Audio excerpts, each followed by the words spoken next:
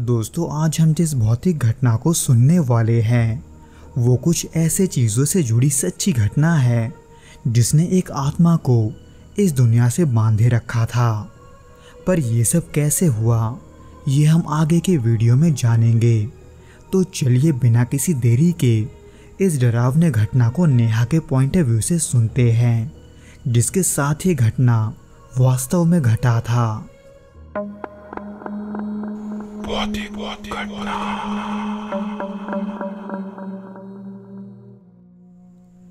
ये बात 2009 की है, जब मेरी दादी का निधन हुआ था। इसलिए उनके अंतिम संस्कार के लिए मैं अपने परिवार के साथ कई सालों बाद उनके गांव लौटी थी।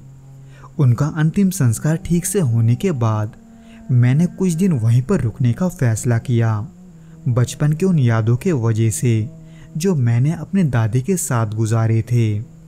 बचपन में मैंने दादी का घर जैसा देखा था वो उससे कुछ खास बदला नहीं था। उस घर की हर चीज़ मुझे दादी की याद दिला रही थी।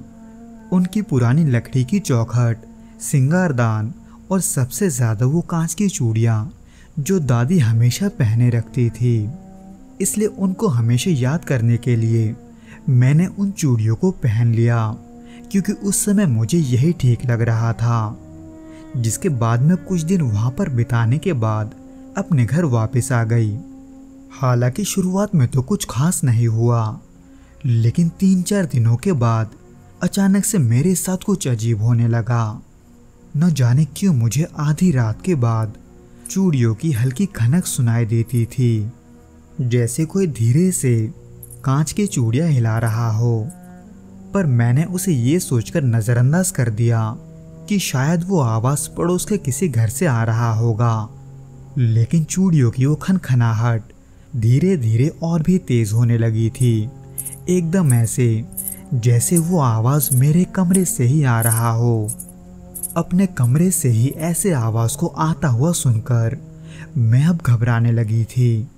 कभी कभी तो मुझे ऐसा लगता था कि मेरे कमरे में कोई और भी है, क्योंकि उन आवाज़ों के अलावा मुझे एक अजीब सा एहसास होता था।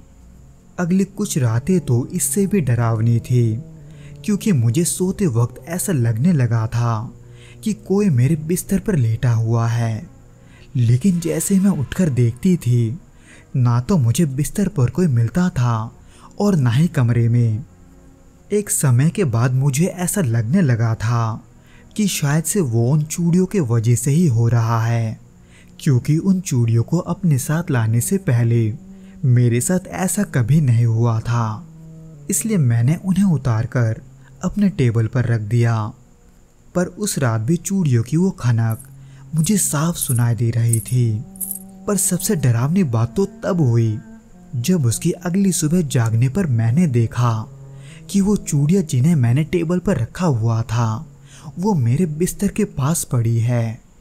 इन सबको अपने आंखों से देखकर मेरे मन में एक अनजान डर बैठने लगा था।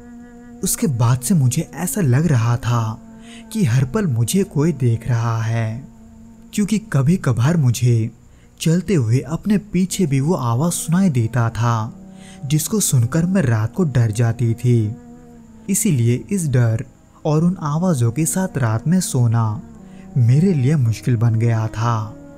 इसलिए मैंने एक ऐसे पुजारी से संपर्क किया जो अंतिम संस्कार करवाते थे, जिनको सभी घटनाओं के बारे में बताने के बाद मुझे उनसे ये पता चला कि मेरी दादी की आत्मा को अब भी मुक्ति नहीं मिली है और वो उसी चूड़ियों के वजह से अब भी हमारे दुनिया से जुड़ी हुई है।